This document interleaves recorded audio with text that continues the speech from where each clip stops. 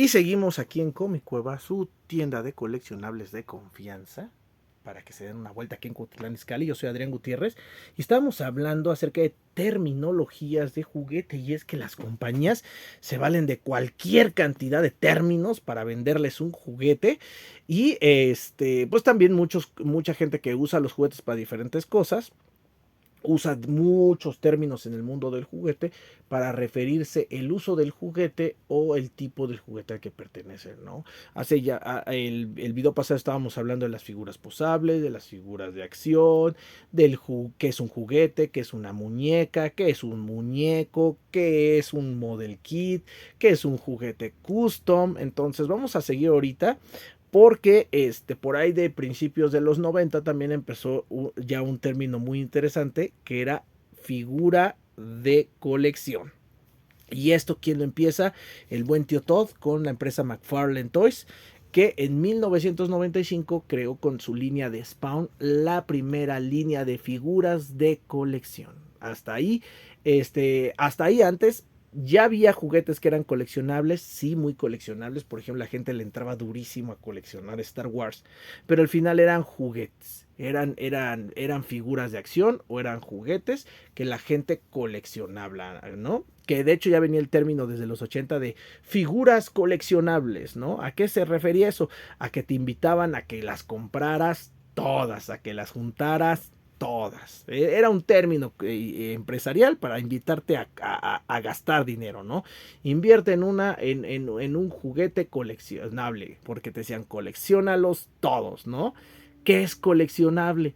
Que pues algo que tú quieres coleccionar, ¿no? Y aquí hay que dividir dos conceptos muy claros, que es algo que es coleccionable y algo que es de colección. Cuando alguien te habla de un juguete coleccionable, te habla de un juguete que tú puedes coleccionar. ¿Y por qué puedes coleccionar? A lo mejor porque te gusta, a lo mejor porque tiene buena calidad y por tanto va a tener durabilidad por si los quieres coleccionar. Y a lo mejor, como en el caso de Star Wars, te daban mucha variedad de figuras y de naves para que hubiera mucha variedad de juguetes que tú pudieras comprar a modo de que pudieras armar una colección. Eso era un juguete coleccionable, ¿no? Pero en los 90, entonces McFarlane, bien inteligente, empieza a crear estos juguetes que ya no estaban pensados para niños, que estaban pensados directamente para un público adulto. Y entonces lo llama una figura de colección, porque no tenía otro fin que no fuera el que tú los coleccionaras, ¿no? Se mejoraron los detalles de pintura, se mejoraron los detalles de esculpido, se mejoraron las escalas, se mejoraron los accesorios y sobre todo se manejaron temáticas muy claramente más pensadas para un adulto. Empecemos con Spawn, que es la primera línea que sacó McFarlane Toys, que tenía como principio contar una historia de fantasía oscura, muy oscura, que involucraba demonios. Entonces era algo que claramente no era apropiado para un niño, pero que sin embargo el adulto sí lo iba a disfrutar muchísimo, y más porque Spawn venía acompañado de un cómic que en aquel tiempo se hizo muy popular. Y entonces, pues obviamente el cómic también era un cómic oscuro, pensado para mayores de 16 años. Era un cómic que a la gente, a los jóvenes y adultos les gustó mucho. Y de ahí empezó el coleccionismo por Spawn, ¿no? Entonces McFarlane se dio cuenta de esto y empezó a sacar líneas de otros cómics de su editorial, que era Image Comic, que también estaban pensados para este público joven adulto, ¿no? Vamos a pensar en juguetes de Savage Dragon, vamos a pensar en juguetes de Witchblade, vamos a pensar en juguetes de Webworks, o sea, de otros cómics importantes dentro del universo de Image, ¿no? Y de ahí Spawn dijo, Todd McFarlane dijo, me voy a seguir expandiendo para este público de adultos con estas figuras que ya están pensadas en que sean de colección, que quiere decir que por su detalle, por su acabado, la gente los va a querer coleccionar. De hecho, McFarlane Toys durante toda esta etapa ganó muchas veces durante muchos años seguidos los premios a mejores juguetes a nivel mundial, ¿no? Por el acabado que tenían. Entonces, pues empezó a extenderse y empezó a crear me acuerdo mucho de su línea Movie Maniacs, que era una línea pensada en puros personajes de películas de terror, cosas que ni de chiste estaban pensados para un niño, ¿no? Recordemos que por ahí en 1979 Kenner tuvo la idea, creo que muy revolucionaria y muy adelantada a su época, de crear juguetes basados en la película de Alien, el octavo pasajero de Ridley Scott. Y luego los papás pusieron el grito en el cielo de que cómo era posible que una juguetera vendiera ese tipo de juguetes tan agresivos, tan feos, tan grotescos, basados en una película que claramente no estaba pensada en niños. Así que los juguetes salieron de circulación y bye bye, ¿no? Pero muchos años después regresa Todd McFarlane y dice, no, saben que ellos iban a hacer juguetes pensados en un público adulto y ahora sí vamos a sacar todos esos personajes de películas agresivas, de esas películas de terror, de esas películas slasher que nadie iba a sacar, y empezó a sacar a Jason, empezó a sacar a Freddy, Predator, Alien, empezó a sacar a Ghostface, la niña del exorcista y un montón de personajes de películas de terror como Norman Bates que para nada estaban pensados para niños, ¿no? Y funcionó excelentemente, así que McFarlane se empezó a extender en líneas pensadas para adultos, ¿no? Puedo pensar, por ejemplo, en McFarlane Dragons, para la gente que le gustaban la fantasía. Puedo pensar en la línea de músicos y de deportistas, donde empezó a sacar, por ejemplo, en la línea de deportistas de McFarlane, entonces empezó a sacar estrellas del hockey, estrellas del béisbol, estrellas del baloncesto, a manera de figuras coleccionables. En el caso de la línea de músicos, puedo pensar en los Beatles, en Jimi Hendrix, en Freddie Mercury, toda la banda de Kiss. Entonces la verdad es que había excelentes opciones también para comprar figuras de figuras coleccionables o figuras de colección ya de estrellas de la música, ¿no? Después todo se empezó a extender al mundo del anime y así siguió cubriendo muchos temas y muchos temas hasta que muchas empresas voltearon como Mezco, como NECA, y empezaron a notar que había un mercado en producir cosas para un público adulto, ¿no? Y entonces, a raíz de las figuras coleccionables, nacieron las figuras de colección y luego también empezaron a hacer las estatuas de colección, ¿no? Porque ya en aquel tiempo ya había juguetes tipo estatua que eran japoneses y que ya se coleccionaban, pero dijeron muchas compañías, pues vamos a hacer estatuas cada vez más detalladas para que sean estatuas coleccionables, ¿no? Y de ahí surgen otros conceptos, ¿no? Luego tenemos las miniaturas coleccionables, que básicamente pues ya para mí también son juguetes, porque son cosas que se usaban generalmente en juegos de mesa.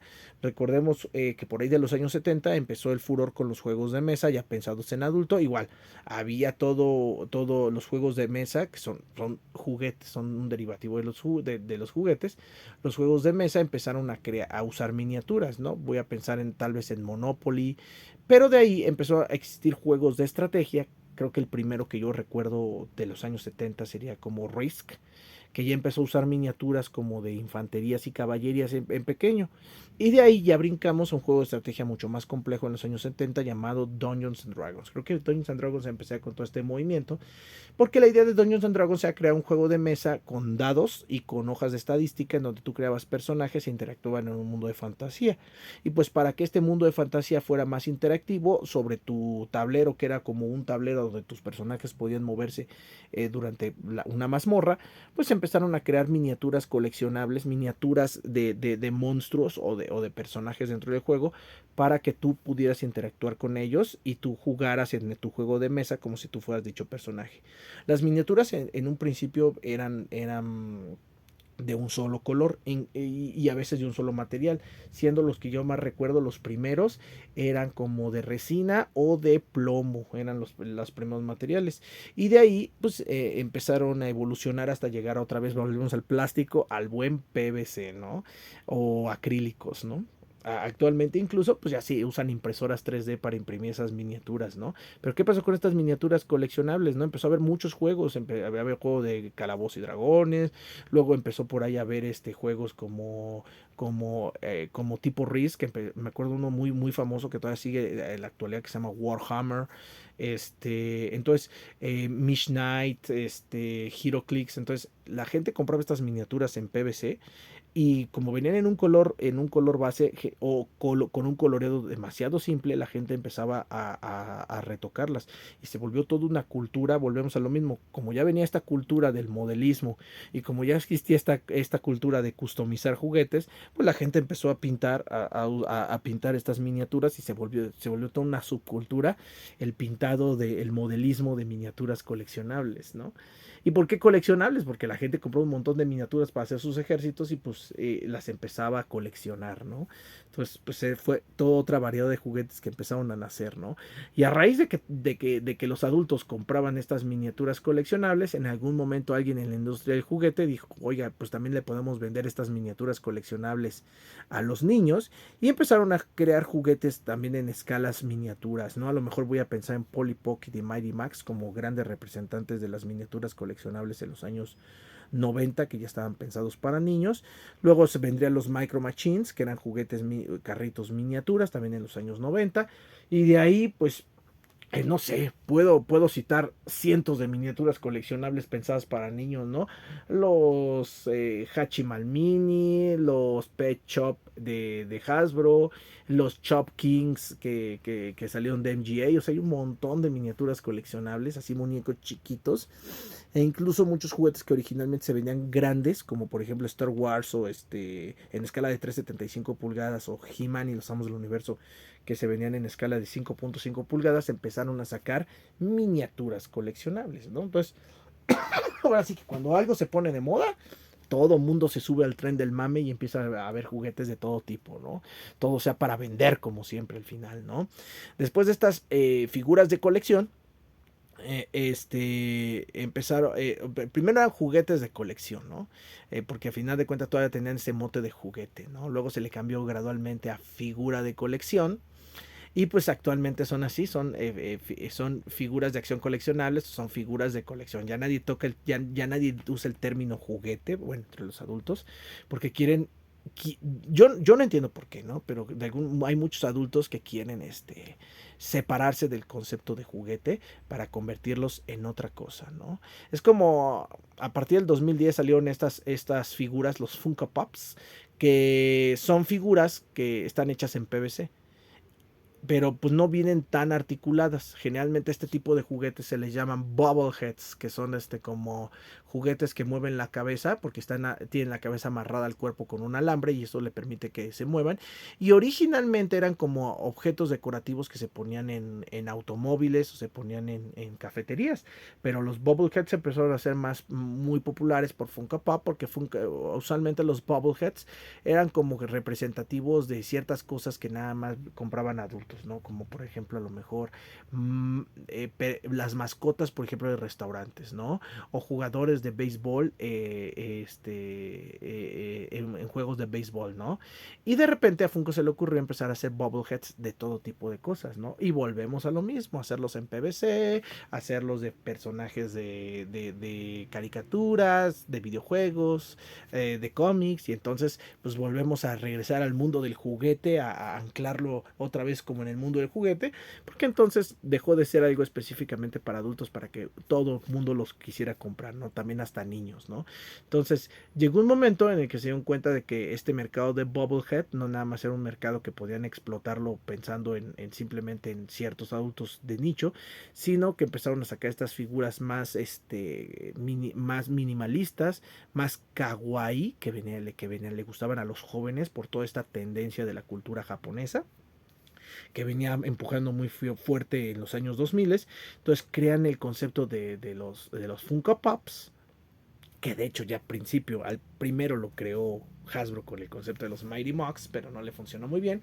Entonces Funko crea los Funko Pops, y es muy interesante porque al no tener articulaciones, pues no tienen un uso muy lúdico en el sentido como de un juguete, ¿no? Sin embargo, a los niños les gustó mucho. Y mi hijo, por ejemplo, desde niño le gustaban mucho los Funko Pop, y él los sacaba de sus cajas y jugaba con ellos aunque no tuvieran articulación. Se inventaba sus historias y los movía, y bueno, no los movía, los manipulaba con sus manos, y para él eso era suficiente, ¿no? Entonces al final yo creo que un Funko Pop también es un juguete, pero Funko, ¿cómo le llama a los Funko Pops? Bueno, todo el mundo le llama Funko Pops, ¿no? Pero en general los adultos empezaron a llamarle algo así como figuras, también eran como figuras decorativas, porque pues, no servían para otra cosa más para que decorar espacios. Pero ¿qué pasó? Que el hecho de que se vendieran como artículos coleccionables, no tanto como juguetes, hizo que Funko Pop entrara en un nicho muy interesante, porque todavía en el año 2010 todavía existía este estigma, de hecho todavía sí existe el estigma en la actualidad, de que un juguete no puede ser comprado por alguien que no sea un niño o no puede ser comprado para una finalidad que no sea jugar. Y los únicos que juegan aparentemente son los niños, porque hay gente que sigue teniendo ese estigma. Pero sin embargo, pasó algo curioso. Funko nunca manejó los Funko Pops como juguetes, sino como figuras coleccionables, como figuras decorativas, ¿no? Que viene otro término, ¿no? Figura decorativa. Su único objetivo es decorar. Pero no es una estatua porque, pues, algo de movimiento tiene, ¿no? En este caso, los Funko Pop siempre tienen movimiento de cabeza o tienen movimiento tipo Bobblehead, ya sea que tenga o no si no tiene el Bobblehead, la cabeza se mueve izquierda y derecha, entonces algo de articulación sí tiene, ¿no? Así que bueno, salieron estos Funko Pop y por alguna razón a los adultos les gustaron, se les hicieron bonitos, se les hicieron kawaii. Y hay adultos que dicen, no, yo no compro juguetes porque eso es para niños, pero tiene Funko Pops. ¿Y por qué tiene Funko Pops? Porque dicen, no, no, no, eso no es un juguete, es un artículo decorativo o es una figura decorativa, ¿no? Y entonces resultó que el principal, digo, todo mundo, también eso lo tengo que decir, todo mundo en todas las edades me compra Funko Pops, pero curiosamente es más reciente la compra de este tipo de figuras por adultos. Y lo curioso, porque generalmente la mayoría de gente que compra juguetes siendo adulto, son gente que pues está de alguna u otra forma conectada con el mundo geek, ¿no? Que son fanáticos de los videojuegos, fanáticos de la ciencia ficción, de los cómics, de las películas, fanáticos de los juegos de rol, fanáticos de todo esto que tiene que ver con el mundo geek, ¿no? Pero Funko dio un home run con los Funko Pops porque se lo pudieron vender muy bien al público de a pie, a la persona común y corriente, a la persona que no se considera geek. Entonces, por alguna razón, las personas no geeks abrazaron a Funko Pop como si fuera el juguete que no es un juguete o el único juguete que se pueden permitir comprar porque no es un juguete, es un artículo coleccionable para adulto, ¿no? Entonces, es aquí en mi medio, yo como vendedor y la gente que vendemos muchas veces le decimos a los Funko Pop los juguetes de los godines. ¿Por qué? Porque ustedes pueden ir a un montón de oficinas, a mí me ha tocado verlo en vivo, ir a oficinas de la iniciativa privada, oficinas del sector médico, oficinas gubernamentales, oficinas de todo tipo donde haya personas oficinistas trabajando, gente que se dedica a trabajar en oficina y ahí en sus escritorios, junto a su computadora, tienen sus Funko Pops, ¿no? En sus espacios de trabajo, sobre todo las personas que tienen oficinas cerradas, que no cualquiera tiene acceso a ellas, ahí tienen sus colecciones de Funko Pops, ¿no? O en su casa, en sus despachos, tienen ahí sus Funko Pops. Entonces es una cuestión bien rara, bien interesante, y de cómo hay personas que al final yo creo que todos los seres humanos en algún momento porque todos fuimos niños y todos jugamos con juguetes, en algún momento nos vemos atraídos y tenemos la necesidad otra vez de volver a comprar un juguete o de sentir esa atracción por un juguete porque estéticamente son atractivos, ¿no? Al final de cuentas yo creo que un juguete pues ya se hacen con la calidad con la que anteriormente se hacían esculturas. Así como anteriormente la gente podía comprar una escultura por su valor estético y disfrutarla por su valor estético, ahora la gente puede comprar juguetes por su valor estético y disfrutarlas por su valor estético, ¿no? Gente de todas las edades, desde un niño de 10 años, un adolescente de 15, un joven adulto de 20, un adulto de 30 o hasta un adulto ya de mediana edad de 50, un viejito de 70, cualquiera disfruta los juguetes. Pero no cualquiera se da permiso de comprarlos. Hay muchos estigmas todavía y creo que por esos estigmas se han creado todas estas variaciones de nombres, ¿no? En los juguetes, ¿no? Figuras coleccionables, figuras de acción, figuras posables, juguetes tipo estatua, figura de figura para costume. Ah, también el art toy, ¿no? Porque hay gente que se permite comprar juguetes porque son arte. Entonces, no, es que esto no es un juguete, es un art toy. ¿Qué es un art toy? Pues es simplemente un juguete intervenido, ¿no? Muchas veces el art toy es un juguete que un artista interviene y entonces por eso se vuelve una pieza única y pues es así. ¿Qué diferencia tiene con un custom? Que normalmente el custom es tomar un juguete que ya existe e intervenir ese juguete, ¿no? Usualmente para que un art toy se considere art toy, generalmente lo que hace la persona es hacerlo desde cero, ¿no? O sea que el artista que hace art toy generalmente no no copia algo ya existente, sino que él crea un juguete de la nada. Él crea su propio juguete, diseña, esculpe su propio juguete, manufactura su propio juguete creado de la nada, de su imaginación, etcétera, etcétera, y luego ese juguete lo interviene y lo vuelve una pieza única, ¿no? A mí, vuelvo a lo mismo, para mí todo es juguete. Y realmente la línea, eso ha sido objeto de discusión los últimos 30 años desde que se inventó el concepto de art toy. Había porque pues ya de por sí el arte, y eso es tema de muchísimos videos más, incluso de canales completos de YouTube, el tema del arte es una controversia tremenda de qué es arte y qué no es arte en la actualidad.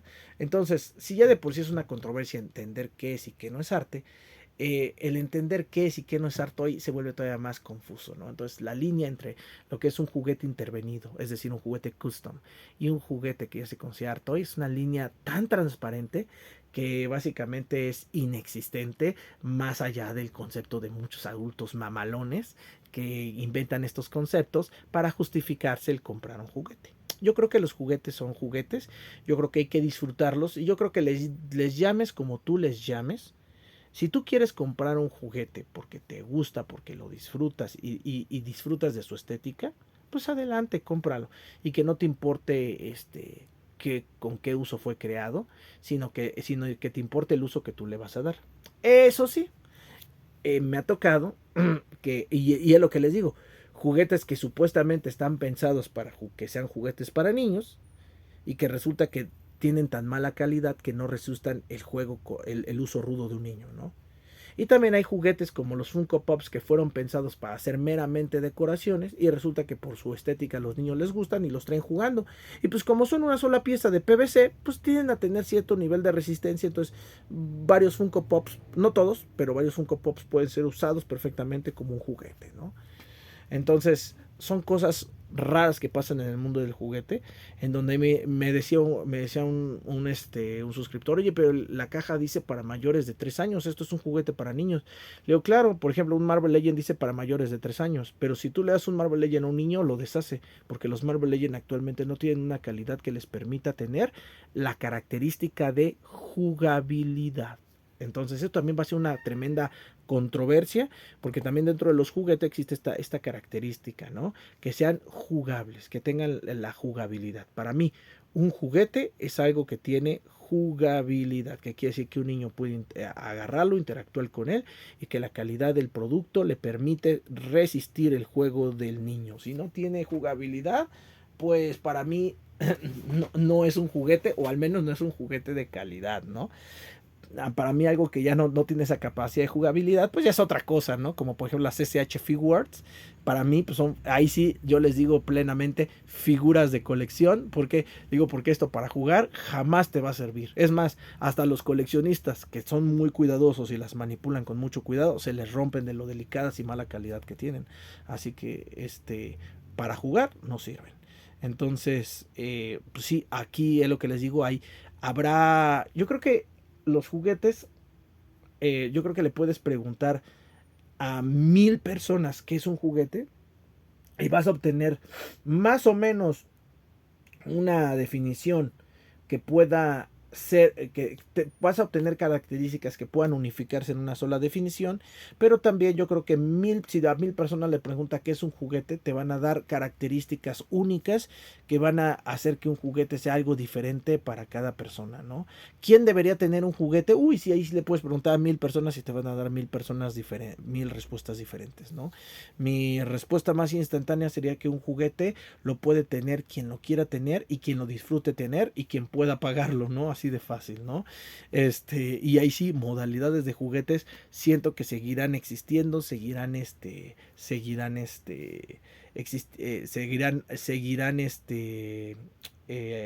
juguetes tipo rompecabezas, que se arman, juguetes a lo mejor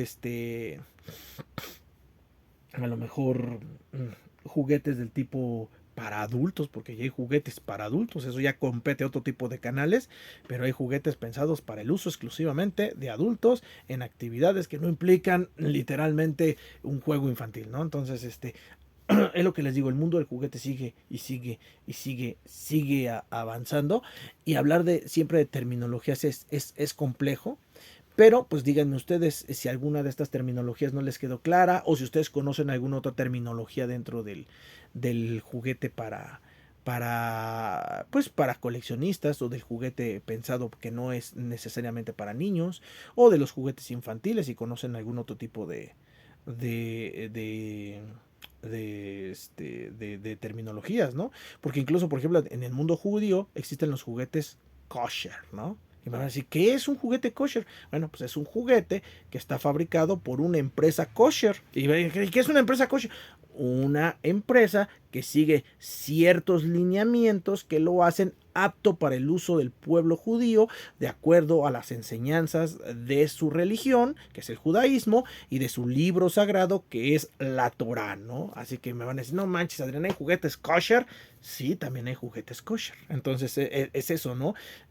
Podemos seguir haciendo videos y videos y videos y videos hablando de sus denominaciones y subdenominaciones, ¿no? Ay, también los famosos gashapon, los gashapon, que son unos juguetes muy, muy populares en Japón, que ya se están extendiendo a todas partes del mundo, y que los gashapon pues son básicamente miniaturas coleccionables, pero que salen de máquinas expendedoras de bolas, ¿no? O sea, aquí en México, por ejemplo, tenemos, les decíamos huevitos, porque aquí no eran como esferas, en un principio eran como huevitos, como de fuera, si fuera un huevo de gallina, tú lo abrías y adentro de estos huevos sorpresa, venía un juguetito, ¿no? Entonces tú ibas a las máquinas de huevos, así les llamamos aquí en México, a las máquinas de huevos, y entonces le echabas una moneda, le girabas, salía tu huevito, y tu huevito traía una pelotita, o traía un anillito, traía un juguetito miniatura, y pues lo que les digo, ahora como Japón es el país donde más se han popularizado estos juguetes, allá los llaman gashapon, y actualmente pues ya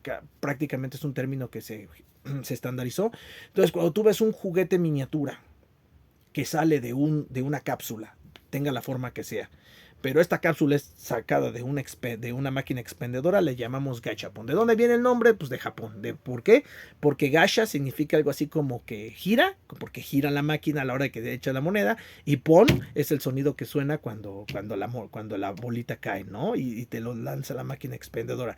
Pues se llaman gachapon. Entonces, ¿qué es un gashapon? Pues es una miniaturita así chiquita, que usualmente está acompañada, bueno, los japoneses, de una basecita para que la puedas parar, porque son tan chiquitas que a veces no tienen muy buena estabilidad. Y igual, no son juguetes porque están hechos de PVC, son juguetes porque es algo con lo que un niño puede interactuar, pero pues usualmente no tienen articulaciones, son muñequitos miniatura que usualmente tienen dos funciones, una es que un niño pueda jugar con él, y otra es que un adulto lo compre, porque los gachapon son muy comprados por adultos, y que los coleccionen, ¿no? Porque también hay toda una subcultura de coleccionismo, de miniaturas coleccionables, y a los adultos son a los que parecen ser su mercado cautivo, su mercado objetivo, porque recordemos que para los niños las miniaturas tienden a ser peligrosas, y sobre todo los gashapones, porque tienen partes que se desprenden. Se supone que armas la miniatura de dos a 5 partes, y pues si llegan a ser peligrosas para un niño más pequeño, porque pues, son partes que pueden ser fácilmente ingeribles, ¿no? Entonces es claro desde el principio que los gashapon no están pensados para los niños más pequeños. Yo diría que hay gashapon que ya vienen en una sola pieza, o sea que sí te salen en una sola pieza en el huevito, y a lo mejor esos ya están pensados como para niños a partir de unos 6 años, ¿no? Pero ya los gachapon que ya se arman de muchas piezas, yo diría que eso ya está pensado como para alguien de 15 años en adelante, ya jóvenes, adolescentes y jóvenes adultos, porque pues, son las personas que realmente van a ponerse a coleccionar miniaturitas, ¿no? Y se van a dar cuenta, o sea, no digo que los niños no las coleccionen, pero a los niños los que les gusta mucho es el tamaño, ¿no? Entonces es más común ver a un niño en la actualidad, al menos hoy, coleccionando figuras en la escala de 12 pulgadas, o coleccionando incluso figuras grandes de 20, 30 pulgadas, que ver a un adulto haciéndolo.